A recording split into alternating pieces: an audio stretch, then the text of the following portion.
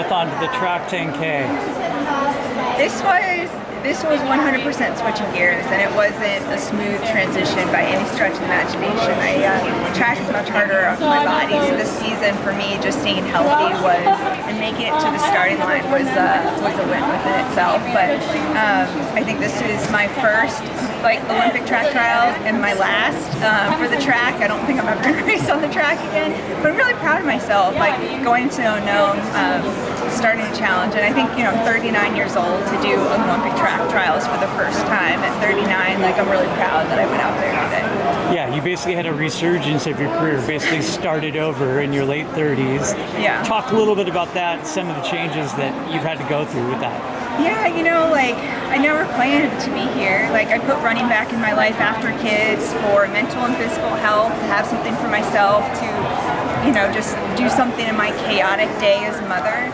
And the more I did it, the faster I got. And it's I feel it's been, I don't know, I guess now 7 years that I've been back, but it feels like I'm blinked and I'm looking around at Hayward Field. So it's been just an incredible journey, highs and lows, and even the lows, I just am so fortunate that I'm out here fighting. Before the race tonight, since there were so many women who didn't have the standard, was there any talk about chasing the standard before the race?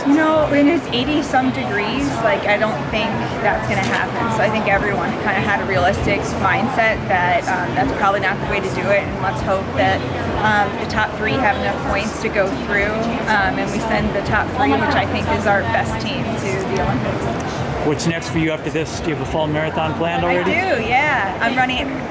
I can tell you yet. No, I'm so pumped to ditch the track spikes, even though I really like the spikes I ran in tonight. But I'm ditching the spikes, going back to the road, going back to the streets, and I think that's where I belong, and that's definitely where I'm happiest. Yeah. Why do you think that's where you belong? What is it? It's just a little bit different. I don't know. I think all the speed, the intensity, running in spikes, even though my spikes are the best spikes, it's just been really hard on my body. It's been hard to stay healthy.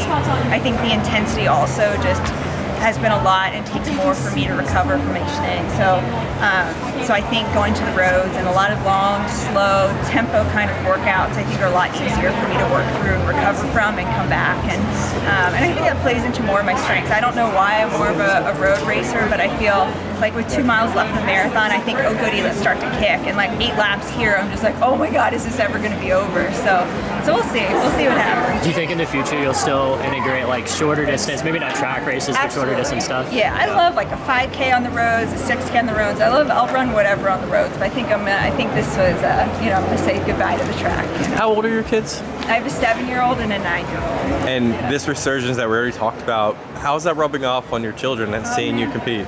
You're making me cry to asking that. After the marathon trials and how that didn't go well, I could just see it in my kids' eyes that they're Mom, you have a shot. You have another shot. Why would you not go for it? And that gave me a lot of confidence just to, let's see what happens. In life when you have a shot, find the courage, find the bravery, go for it.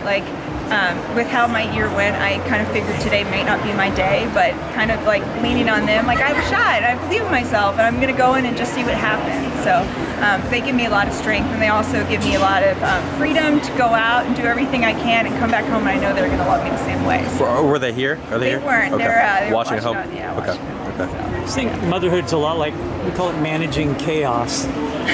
Would you say that translates pretty well into helping you train and prepare mentally for the marathon? Yeah, I think as a mother I need to be really flexible. There's a lot of stuff that's going to go wrong all the time. There's it's never really on my schedule, and I think that's really helped me become a great athlete and just have a little bit of flexibility, especially as I've been aging. I've shown up to workouts and just known I need another day to recover from my last one, and I've been able to shift it. So I think the flexibility and learning how to do that as a mother.